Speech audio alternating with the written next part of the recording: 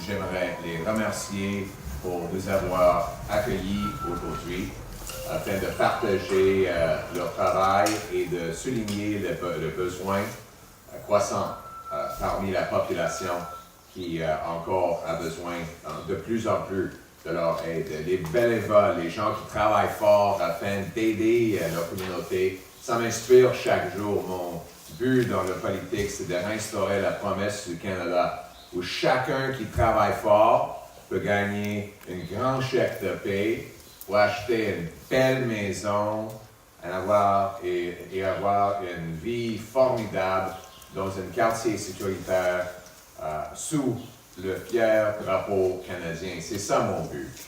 Mais on sait qu'après 9 ans, en fait 10 ans, des libéraux Carney-Trudeau, la promesse du Canada est brisée comme toute autre chose.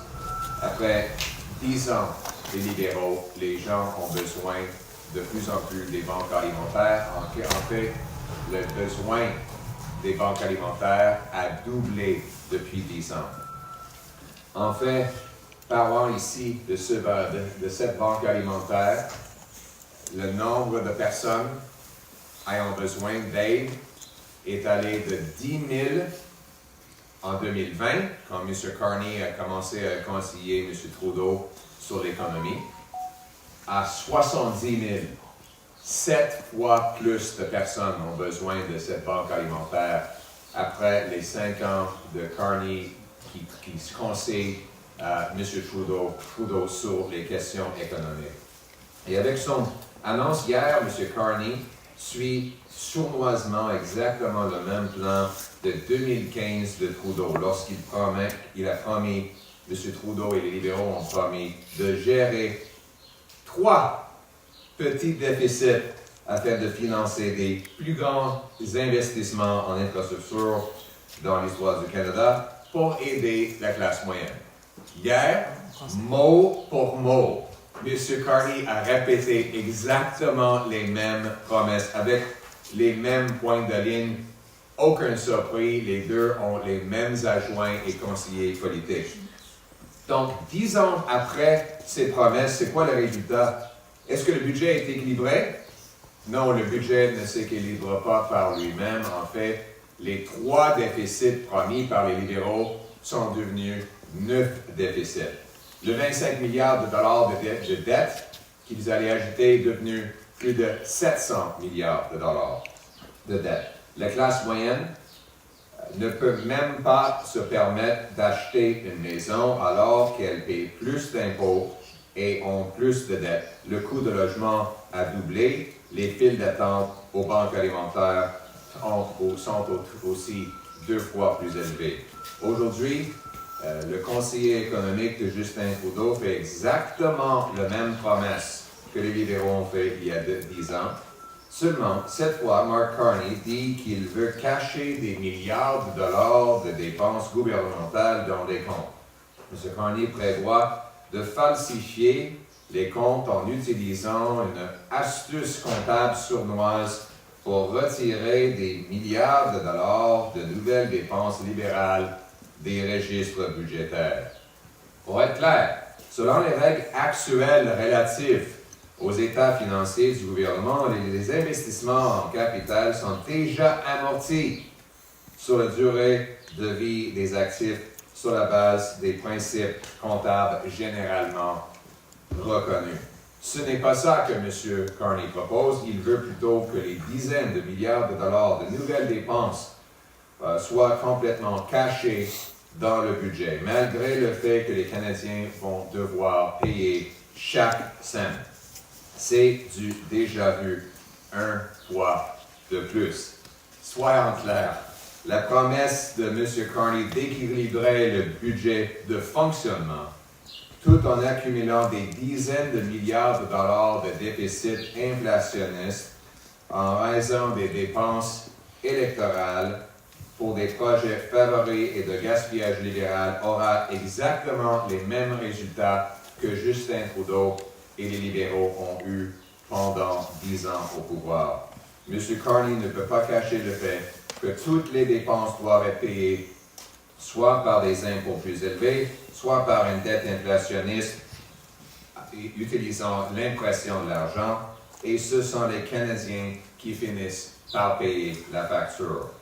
Tout l'argent emprunté devrait être remboursé avec l'intérêt. M. Carney ne peut pas changer ce fait. En fait, depuis son annonce pour être chef du Parti libéral, M. Carney n'a pas identifié une seule dépense de Justin Trudeau qu'il éliminerait. Donc, il veut garder toutes les dépenses de Trudeau, en ajoutant encore des milliards de dollars d'autres dépenses. On sait les résultats, les amis. Les libéraux vont essayer de vous faire oublier les 10 dernières années. Mais M. Carney est tout comme Trudeau. Les mêmes ministres, les mêmes députés, les mêmes conseillers, les mêmes buts, les mêmes valeurs, selon l'aveu de M. Carney. Donc, les Canadiens ne sont pas dupes. Ils comprennent que Justin Trudeau et Mark Carney sont tous pareils et les Canadiens ne peuvent pas payer le coût. Seuls les conservateurs ont le gros bon sens pour réparer le budget en instaurant une loi dollar pour dollar qui va nous obliger de trouver $1 d'économie pour chaque nouveau dollar de dépense. On va couper la bureaucratie, les consultants, le BS coopératif que M. Carney veut augmenter et l'aide à l'étranger, afin de ramener l'argent ici, réduire l'inflation, les impôts et les déficits pour tous les Canadiens. C'est ça le gros bon sens, c'est ça que nous allons faire. Nous allons aussi ramener la production ici au Canada en annulant la loi C-69 pour permettre la construction d'oléoducs, de gazoducs et GNL Québec. Des projets que M. Carney et M. Trudeau ont bloqués avec la loi C-69. M. Carney est contre les oléoducs, il l'a dit devant un comité parlementaire. Il a dit vouloir fermer notre secteur d'énergie, tout en même temps que son entreprise a investi dans le charbon américain et acheté des oléoducs et gazoducs en Moyen-Orient et dans le sud, l'Amérique du Sud.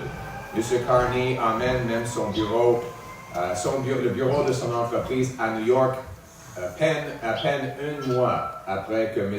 Trump est devenu la présidente. M. Carney ferme les industries et tue des emplois ici au Canada, tout en aidant M. Trump à voler nos emplois pour aller aux États-Unis.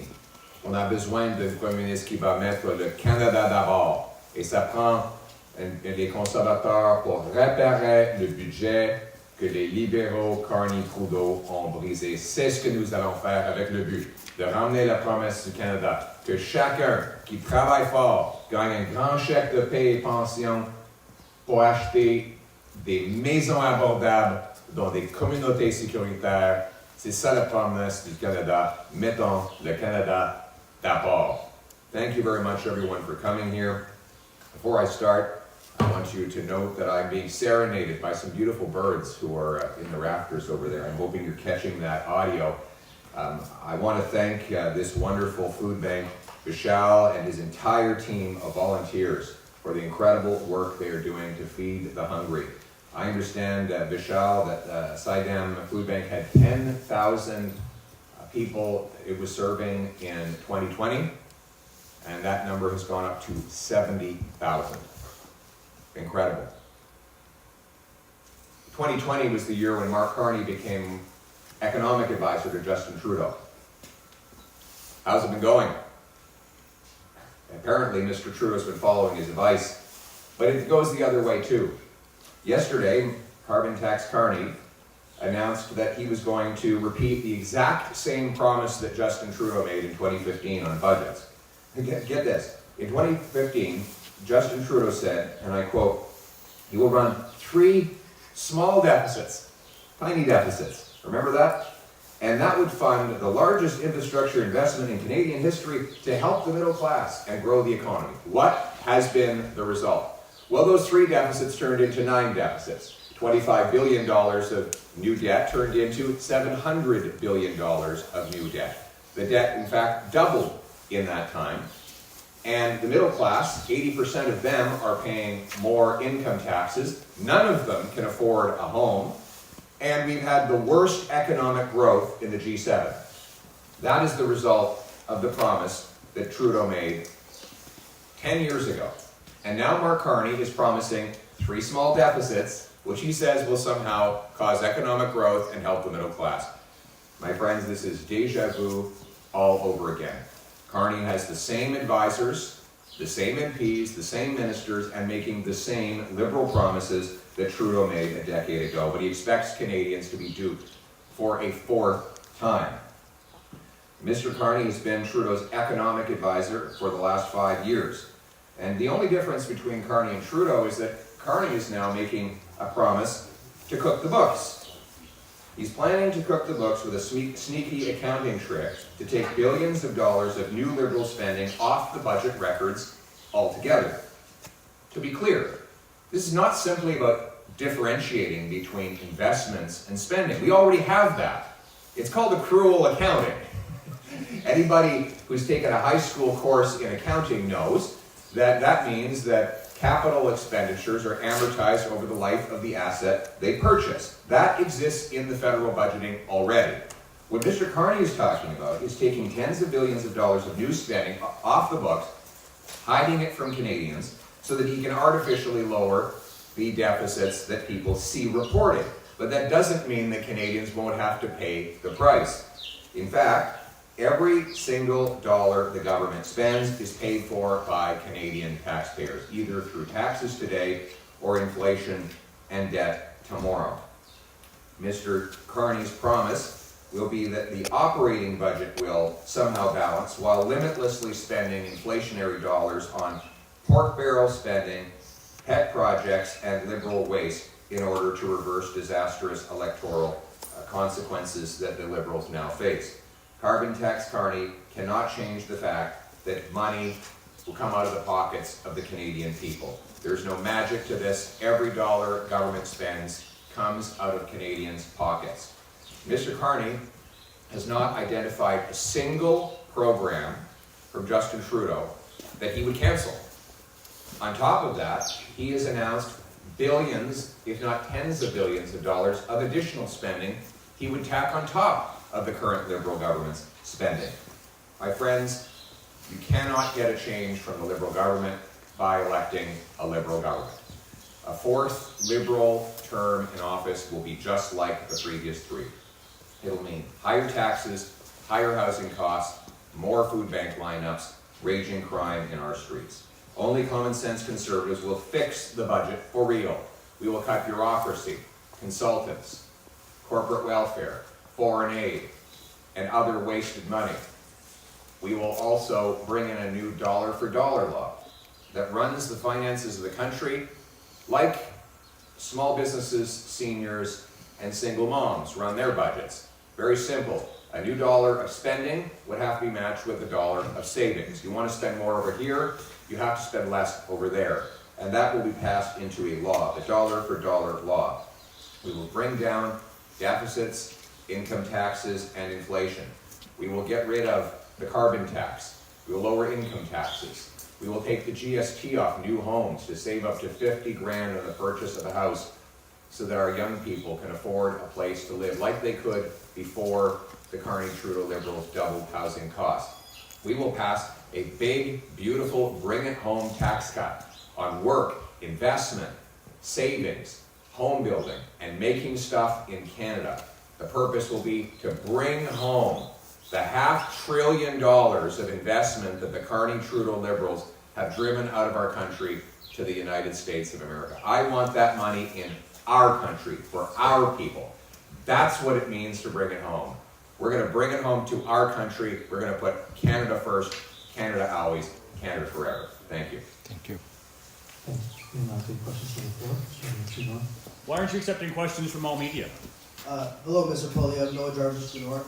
In response to the imposition of American tariffs by President Donald Trump, Canadians have taken to booing the American national anthem at sporting events. We saw this at the first Four Nations Face-Off event, which you attended. Some argue that the booing is justified, while others argue that it is disrespectful. So, at the next Four Nations Face-Off match, And at future sporting events, should Canadians boo the American anthem or refrain from doing so? I would focus on cheering on Canadians. I want Canadians to win. I enjoyed the game. Unfortunately, did not enjoy the outcome when I sat down with my little boy Cruz. It was his first in-person hockey game, and my wife Anna was there. My retirement plan is for little Cruz to become an NHL hockey player. So we wanted to get him started early on that. I would just encourage everyone to remember that our disagreement is not with the American people, it's with the American president's unjustified threats of tariffs. And let's focus on building our own country up. You know, Mark Carney took his headquarters out of Canada. The media has been covering this up. The first thing he did after Trump won re-election was to take his headquarters, his corporate headquarters, and send it to New York. So he doesn't have to pay all the taxes that he and Mr. Trudeau have been imposing on business here in Canada. I will do the exact opposite of Carney. I will bring the jobs home to this country and put our country first. Thank you.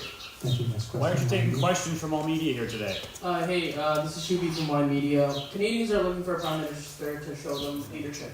So how is conservative leader Pierre Poilievre's plan and liberal leader different to the liberal leader candidate Mark Carney's plan? How's it different? En français aussi. Oui, merci beaucoup. Thank you very much. So here's the difference.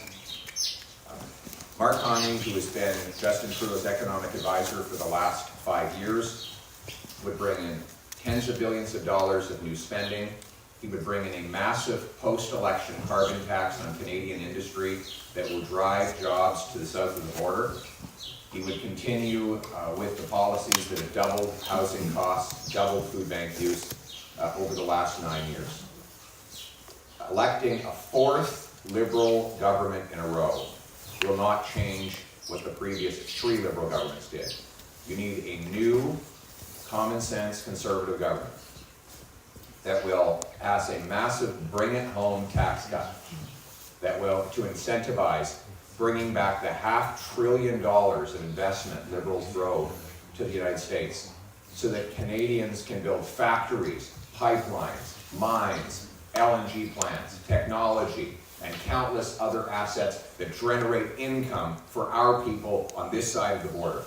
We will go from having the worst economic growth in the G7 under Carney-Trudeau over the last 5 years to having the best economic growth in the G7. We will repeal the unconstitutional No New Pipelines Law, C-69, so that we can take back control of our energy and our resources. We can ship Canadian energy to Canadian workers, to Canadian businesses in this country we all call Canada. Liberals will drive jobs and investment away. Conservatives will put Canada first. En français, M. Carney est le conseiller économique à Justin Trudeau depuis 5 ans. Les résultats, c'est doubler le coût de logement, doubler la dette nationale, doubler les lignes d'attente chez des banques alimentaires. Il va continuer avec les mêmes politiques de dette inflationniste et de taxes et impôts qui tuent des emplois. Après 9 ans de Carney et Trudeau, nos emplois et les milliards de dollars sortent de notre pays vers les États-Unis. Les conservateurs, par contre, vont couper les taxes et les impôts pour ramener l'investissement ici au Canada. On va annuler la loi C-69 pour bâtir des oléoducs, des gazoducs, des usines de liquéfaction de gaz naturel. On va couper la bureaucratie, l'épaisse coopérative pour réduire les dettes, les impôts et l'inflation. C'est ça un vrai changement, mais il faut voter pour une partie de gros bon sens pour mettre le Canada d'abord. Thank you. Next question. Sir, you pre-selected who's asking you questions today. Why did you do that? Why not let everyone ask a question? Go ahead, sir. You have your Oui, bonjour, Jérémy Bergeron, journaliste à Radio-Canada. Ma question, j'aimerais bien avoir la réponse dans les 2 langues officielles, s'il vous plaît. Quel doit être, selon vous, le rôle de CBC Radio-Canada comme diffuseur public?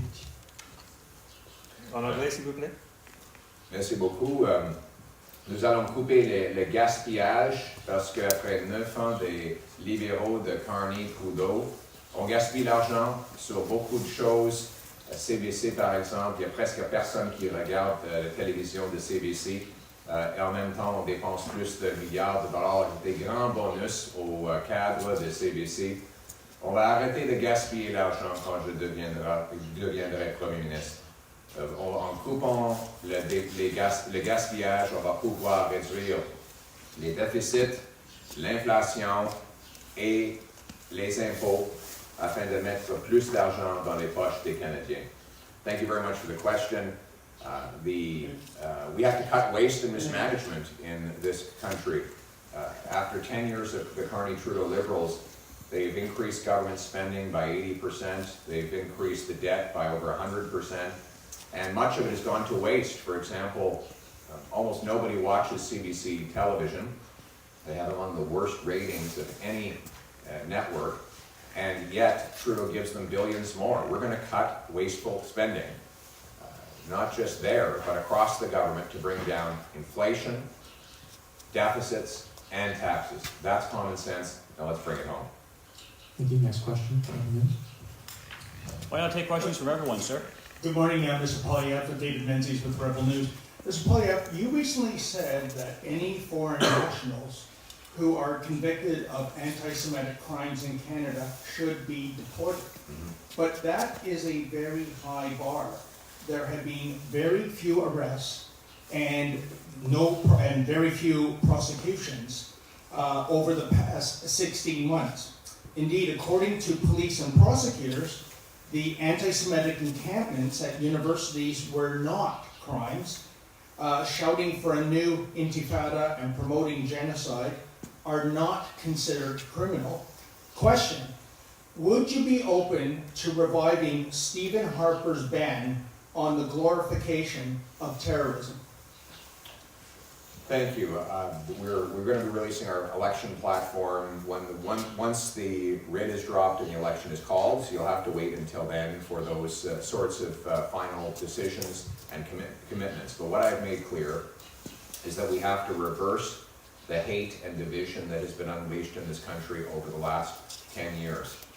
The radical woke agenda that Justin Trudeau instituted and that Mark Carney has said explicitly he wants to continue has divided our people. He's broken people up into different ethnic, religious, cultural groups and turned them against each other.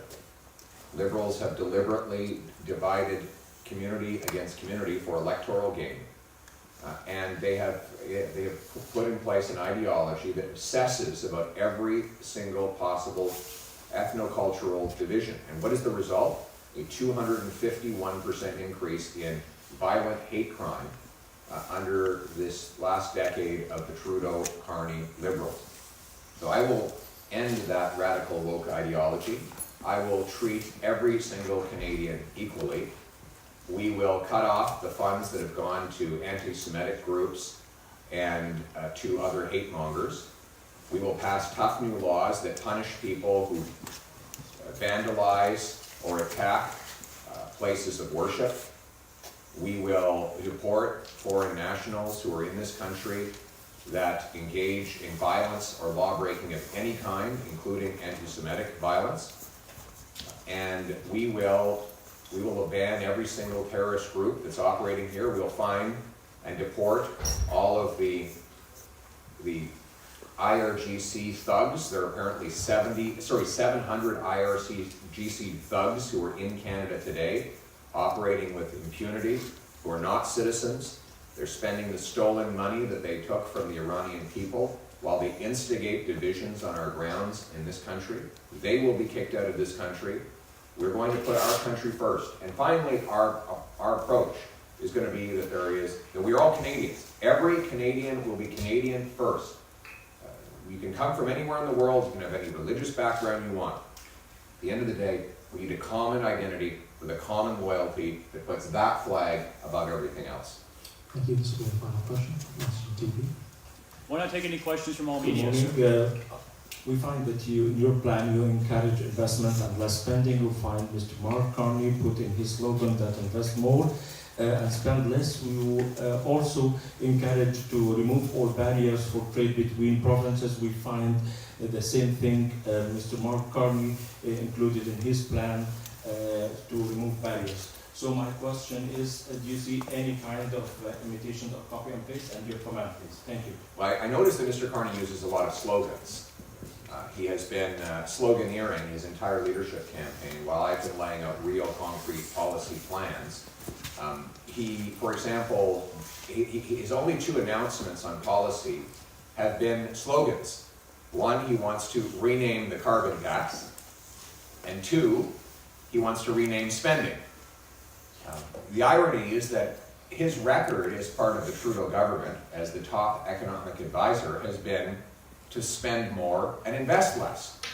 Investment has crashed under the Carney-Trudeau Liberals, while spending has exploded. That is the actual record. It is the opposite of his slogan. We have, right now, today in Canada, 55 cents of investment per worker for every dollar the American worker gets. So this is the record after Carney-Trudeau. An American worker gets $28,000 of investment per year. A Canadian worker gets $15,000 of investment per year, both measured in American dollars. What does that mean? It means the American worker is getting more machines, more technology, bigger and better factories than his Canadian counterpart, so that even though the Canadian worker is better, he has worse tools. That is because investment has collapsed under the Carney-Trudeau Liberals. In the 5 years Carney has been Trudeau's advisor on economic matters, $500 billion of Canadian investment has left to the States more than has come back. And that means American workers are getting better off and our economy is being left in the dust. I will repeal the Carney-Trudeau No New Pipelines Law C-69. I will make this the fastest place in the OECD to get a building permit. I will slash taxes on work, investment, savings, energy, home building, and making stuff in Canada so that we can bring home the hundreds of billions of dollars of investment for new machines, tools, technology, home building. We're going to unleash a massive boom in this country that will boost paychecks, and it will also bring home the Canadian promise that hard work gets you a great life in a beautiful home on a safe street, protected by solid borders and brave soldiers under a proud flag. Let's bring it home. Pourquoi je dois dire qu'il doit poser des questions? Thank you.